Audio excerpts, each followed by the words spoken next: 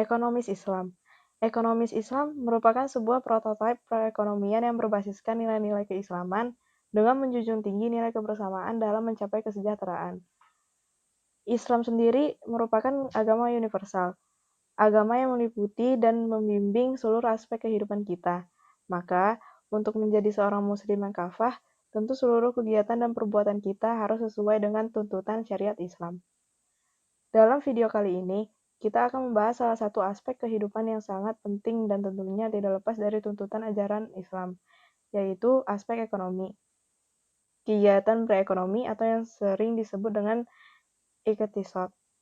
Pilar ekonomi Islam dalam teorinya yaitu kesejahteraan, kemaslahatan, kebermanfaatan, universal, dan keberlanjutan. Namun, dalam implementasi ekonomi Islam tidak sebatas terdiri dari hanya ekonomi Islam. Namun, yang terpenting dari pondasi terlebih dahulu yang kuat. Pondasi ekonomi yang kuat perekonomian yang bisa menerapkan 4 sifat Nabi yaitu siddiq, fatonah, amanah, dan tabligh. Sifat yang pertama adalah siddiq. Siddiq artinya benar, bukan hanya perkataannya saja, akan tapi juga dengan perbuatannya. Beda sekali dengan pemimpin sekarang yang kebanyakan hanya kata-katanya yang manis, namun perbuatannya berbeda dengan ucapannya.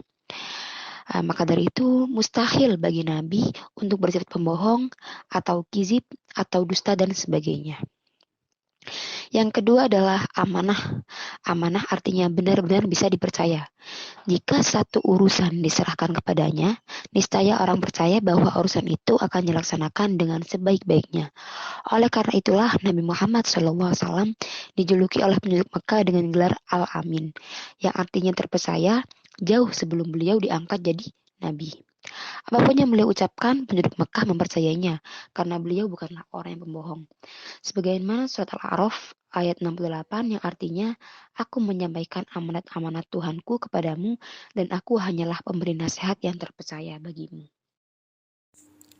Tabligh artinya menyampaikan. Segala firman Allah yang ditujukan oleh manusia disampaikan oleh Nabi. Tidak ada yang disembunyikan meski itu menyinggung Nabi.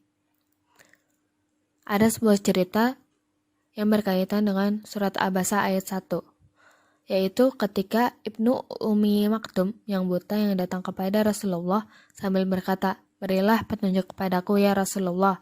Pada waktu itu Rasulullah sedang menghadapi para pembesar kaum musyrikin Quraisy, sehingga Rasulullah berpaling daripadanya dan tetap menghadapi pembesar-pembesar Quraisy. Ummi Maktum berkata, "Apakah yang saya katakan ini mengganggu Tuhan?" Rasulullah menjawab, "Tidak."